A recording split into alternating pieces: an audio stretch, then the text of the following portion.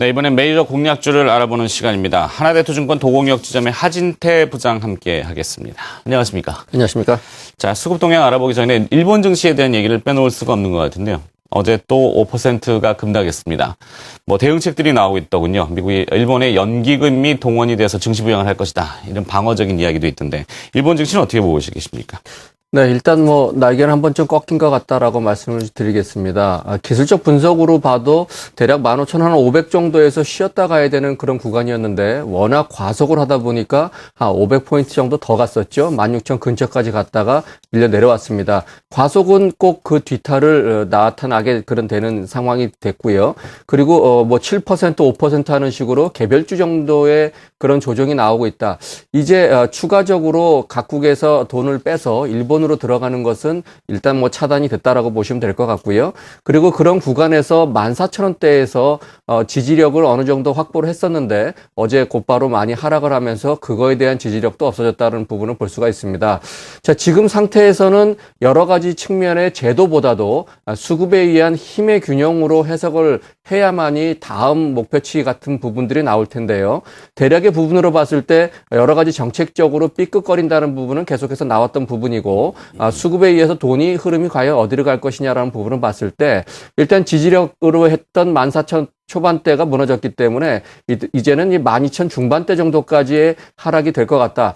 다만 이제 너무나 급락을 하게 되면 어제도 우리 시장이 일본이 급락을 하면서 좀 영향을 받았습니다.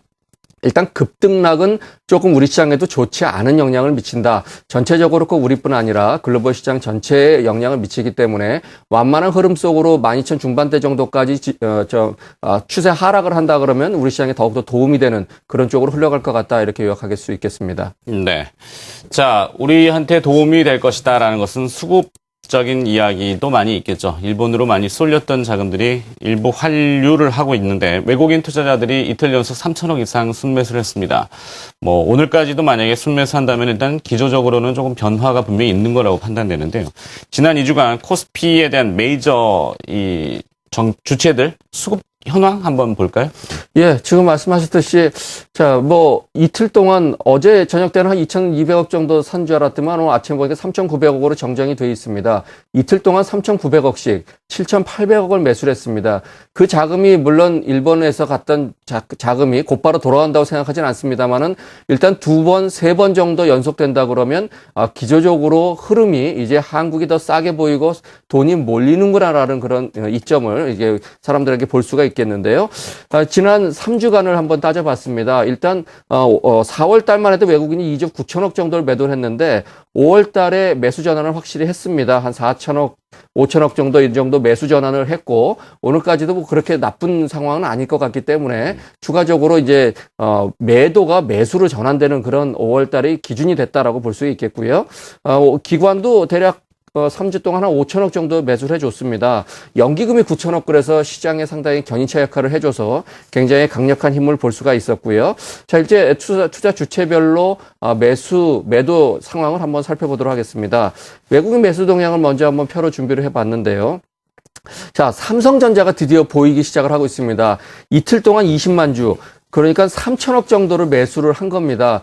거의 우리 시장에 7,800억 매수한 것 중에 한 40% 이상을 삼성전자를 매수했던 걸 볼 수가 있고요. SK하이닉스, 현대모비스 이런 종목분들이 기관과 외국인이 동시에 매수하면서 이제 본격적인 지수가 조금 더 용트림을 할 수 있는 그런 기조를 보여줬고요.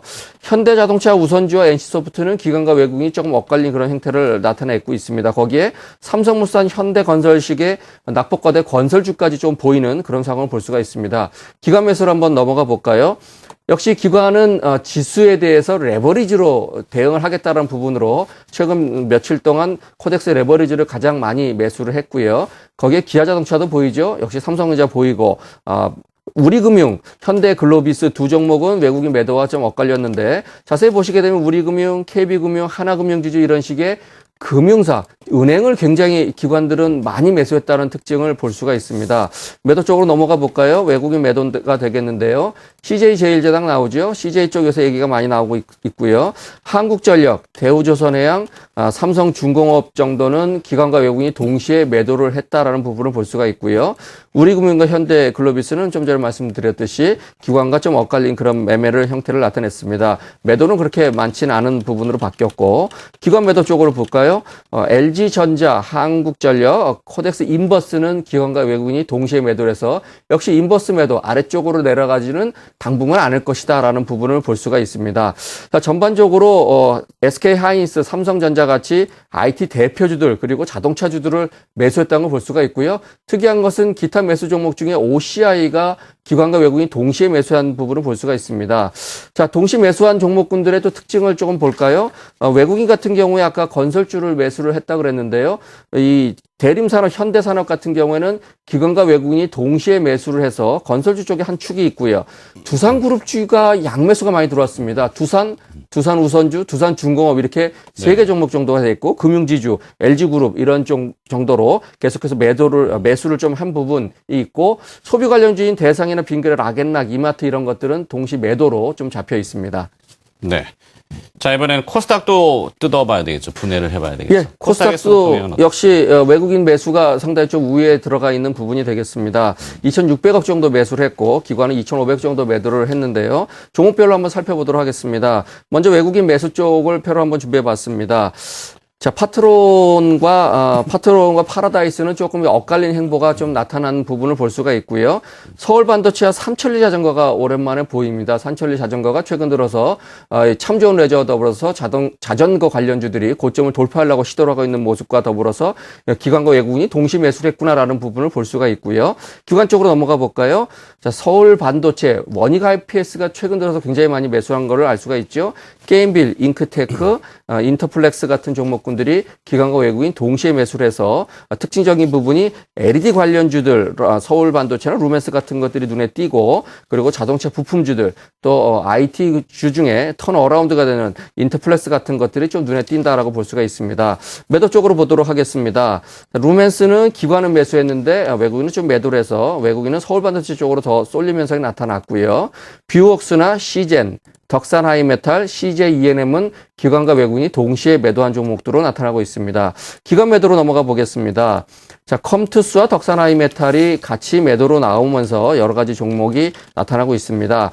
그 외에 동시에 매수한 종목 중에 주요 종목군들을 말씀을 드리면 사파이어 테크놀로지가 있고요. 성우하이텍, 셀바이오텍, 유진테크, 이지바이오, 인프라웨어 등이 있고요. 기타 매도한 종목군들은 BH, 오스템 임플란트, 이라이콤 등이 있겠습니다. 네. 자, 수급 동향을 자세히 분석을 해봤는데요. 그렇다면 그 중에서 이제 주목할 만한 것들을 추려봐야 되겠죠. 어떻게 보십니까? 예, 대략 한 6종목 정도로 추려봤습니다. 코스피에서는 삼성전기, 한국골마를 한번 봤고요. 그렇고 코스닥에서는 4종목을 봤는데 먼저 코스피 2종목을 차트를 보면서 말씀을 드리도록 하겠습니다. 삼성전기 차트를 먼저 보도록 하겠는데요. 자, 삼성전기 같은 경우에는 하락을 많이 했습니다. 그래서 하락에서 박스권을 유지하고 있는 그런 측면이 나타나고 있습니다. 최근 들어서 박스권을 유지를 하는 이런 가운데서의 반등을 노릴 수 있는 그런 위치다라고 보여주고 있습니다. 장단기 이동평균선들이 10만 원과 9만 원 2천 원대에서 모여 있기 때문에 여기서 기관 외국인들의 매수세가 몰려 있다라는 측면으로 관심을 좀 두셔야 될 그런 위치가 되는 대형주다라고 볼 수가 있겠고요. 한국콜마 실적에 대한 얘기들이 화장품의 겉이는 화려한데 속은 비었다 뭐 이런 얘기까지 많이 나오고 있었는데요. 바닥권을 인식을 한 부분인가 될려나 모르겠는데요. 최근 2만 9천 원대에서 외국인들이 활발하게 매수를 하면서 턴을 시키려는 시도가 나오고 있다. 턴이 성공이 돼서 3만 원대 안착이 되면 추가적으로 상승이 좀 예상된다라고 볼 수가 있겠습니다.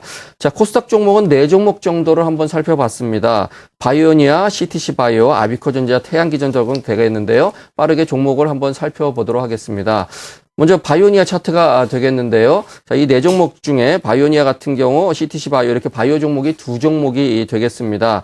자, 이 2종목 같은 경우에 먼저 바이오니아 같은 경우에는 나름대로 고점에 위치를 하고 있습니다. 고점에 위치하고 있는데 한 달 반 정도 박스를 하고 나서 돌파 시도를 곧 나타날 부분이라고 보이고 있고요. CTC 바이오도 많이 하락을 했다가 어제 장대 양봉이 나와줬기 때문에 장대 양봉 이후에 약한 조정을 거친다면 매수로 대응을 하셔도 무난할 것 같다라는 말씀 드리겠고요. 최근 들어서 턴어라운드가 기대가 되는 종목이죠. 아비코전자입니다. 실적이 많이 좋아진다라면서 기관 외국인들이 동시에 매수를 많이 하고 있는 종목이고요. 상한가 이후에 한 5, 6일 정도 조정을 거쳤기 때문에 추가적으로 조정 완료 후에 대상승을 노릴 것 같다라는 부분이 되겠고요. 마지막으로 태양기전입니다. 태양기전 같은 경우도 한 2, 3개월 정도의 박스권을 이제 탈피를 하기 위해서 여기 아래 보시면 외국인들이 집중적으로 매수한 부분을 볼 수가 있습니다. 역시 이틀 정도 하루 강세 이후에 이틀 정도 조정을 받았기 때문에 오늘 정도부터는 추가적인 상승을 노려보지 않을까 이렇게 보여지고 있습니다. 네, 알겠습니다. 빠르게 정리를 해주셨는데요. 외국인 투자자와 기관 투자자들이 동시에 순매수하는 종목 거래소의 2종목, 코스닥의 4종목 이렇게 보여주셨습니다. 메이저 공략주 하나대투증권 도곡역점의 하진태 부장이었습니다. 고맙습니다. 감사합니다.